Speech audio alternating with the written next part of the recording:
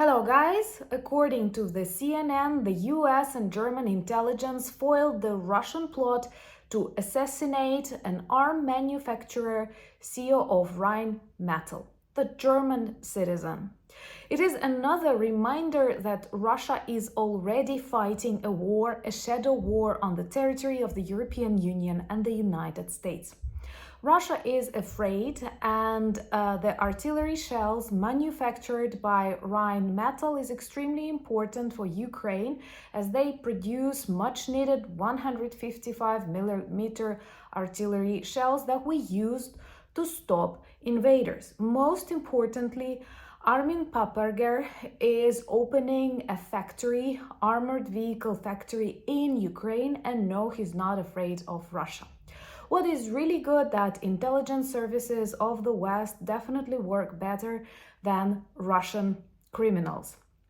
And let me explain to you why it is important not just to discuss this assassination attempt and treat it as a single crime, but to understand that it is actually Russian war on the territory of the NATO countries.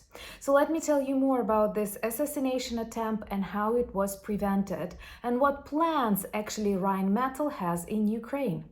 My name is Anna and I vlog daily from Ukraine since the start of the brutal Russian invasion. So if you're new to the channel, you support Ukraine, please subscribe and help us fight against Russian propaganda and fake news. And my longtime friends, check your subscription status and hit notification button.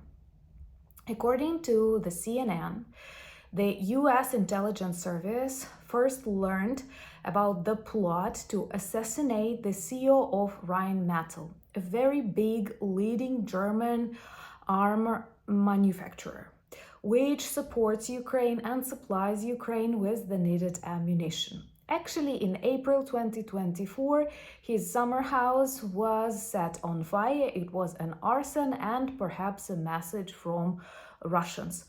Russians are afraid because Rheinmetall is one of the active suppliers of much-needed artillery shells to Ukraine, and moreover, the company is opening its factory in the next weeks in Ukraine, which is huge.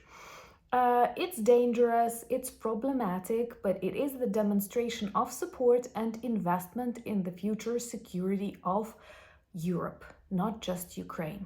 This will be an armored vehicle factory, a tank factory, actually capable of producing 400 tanks per year. More of such factories needed in Ukraine. They will start with maintenance and support of working vehicles here, but they have the capabilities to grow. In his recent interview, Armin Paperger stated he's not afraid of Russian missiles because we have to win this war and because armor manufacturers have to be ready to help free nations fight. I know there are lots of good people who are against the production of weapons. I was just like you before the invasion of Russia, the full-scale, brutal, violent invasion of Russia to my peaceful country.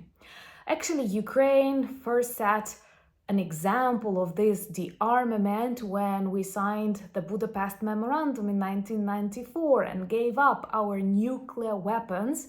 And I can tell you now, everyone in Ukraine wishes we didn't do that. Unfortunately, with nations like Russia, like Iran, like the North Korea, you have to be armed. We cannot afford ourselves this luxury of being totally peaceful when we have a wicked aggressor that wants to erase our country, our nation, and a big half of Europe and interfere in the internal affairs of the United States. If you want to see Russia defeated and you're new to the channel, remember to subscribe. This is the best way to demonstrate your solidarity, and please help us spread more information about Ukraine and its resilience. That is important. So anyway, US intelligence warned German intelligence that Russia is developing a plot to assassinate the CEO of Rheinmetall, and German services managed to prevent this assassination, and it seems like This one was extremely well planned because sometimes for minor things, Russians hire very marginal people, is it correct to say in English? Anyway, non-professional. But here it was a professionally developed plot that could have cost Armin Paperger his life. What is worse, there are numerous plots against arm manufacturers all around Europe and the United States, led by Russian government. Another important highlight. It is not a private business, I don't know, thing that we often watch in thrillers or detective stories when someone hires a killer to kill his competitor. No, this is a state-planned assassinations of European citizens, of citizens of the European Union or citizens of the United States, supported, funded, developed by the government of Russia. Tell me, please, why don't you consider this Russian war against the European Union or Russian war against the United States? Why so many NATO leaders are afraid to name a spade a spade? By trying to avoid the word war, by repeating this no escalation, you actually do not stop Russia, you actually do not protect your own citizens. Believe me, I am Ukrainian. Also,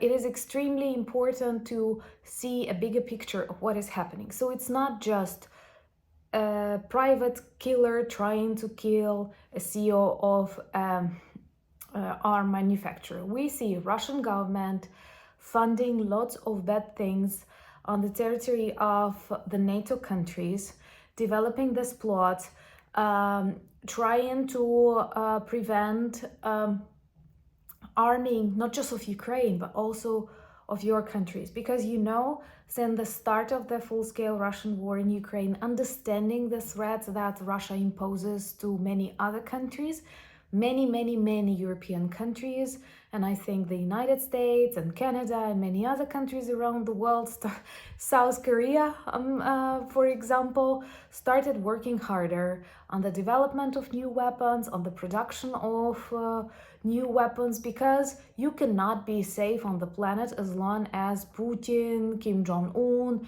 and even Xi Jinping are considered leaders.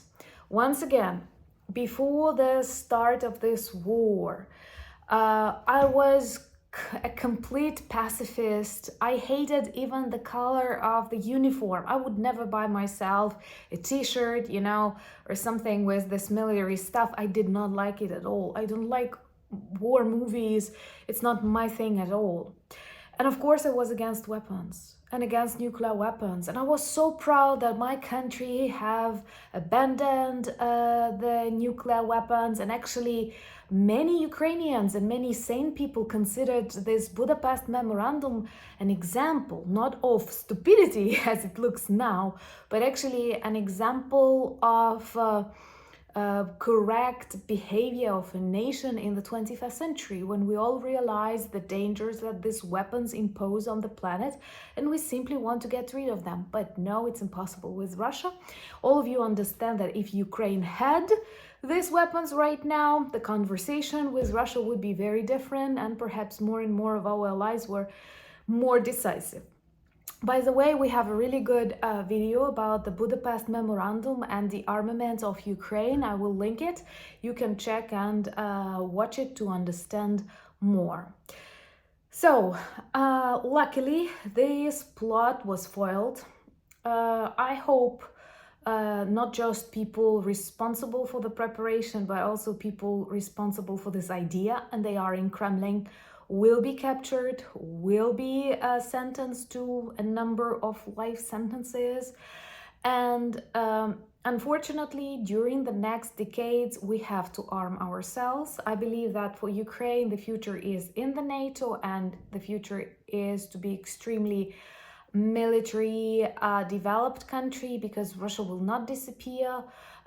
You might have noticed they train their children at school to hate Europe, to hate the United States, and of course to hate Ukraine. They provide this military preparations, And these children in 10, 20 years may come up with new ideas. That's why it's so important for NATO and Ukraine to be strong and to be together.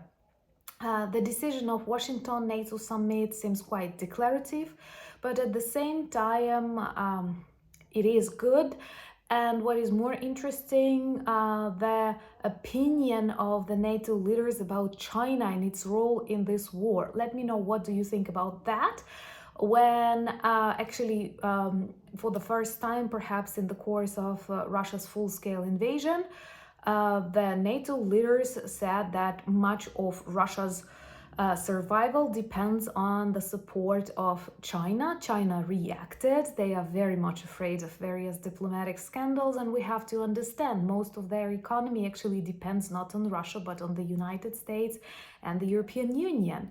And they have said, no, it's BS and NATO is outdated, just back to the times of the Cold War. But oh, no, no, no. And I so much hope that the majority of NATO leaders understand that this is a challenging time and that Russia is fighting a war against them too.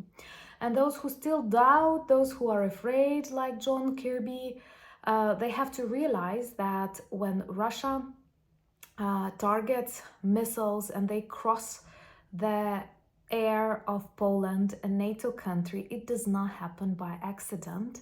And to pretend that we should not stop this missile because this will be an escalation is totally crazy and definitely a position of weakness, because Russia knows. Just let's have a very simple example. Imagine that during some NATO trainings, a NATO missile will cross the border from Germany to France, and then France air defense system will shut down this missile. Will there be a war between France and Germany? No. I am sure that the very first thing that will happen, that will be Germany saying, we are so sorry that this happened accidentally and it's super cool that you managed to stop the missile and prevent any potential accident or harm to people, right? But why the rules are different for Russia? Because they are afraid, because Russia has nuclear weapons, and that's why we actually have to defeat it and to have different people controlling Russian nuclear arsenal. Because right now, it does not make me feel relaxed that Putin is responsible for that. I don't know how come others find comfort in this idea. Let me know, what do you think about this NATO open address to China and China's reaction on that? And do you think that NATO is actually getting ready, or at least accept the idea that Russia and many other authoritarian regimes are already fighting the Third World War? Remember to join my Instagram, I'm active there. Also, I'm on X and Threads, and we have a Discord community, and all the links that you need are in the description of this video. Also, check our merch shop. There are lots of really good items, t-shirts, sweatshirts, cups, and even pillowcases and stickers that work well as reminders and conversation starters about Ukraine. Thank you for buying me coffees, becoming my patrons and sponsors of the channel. Thank you for all the work and advice that you give to me and Ukraine. United we stand. Slava Ukraini!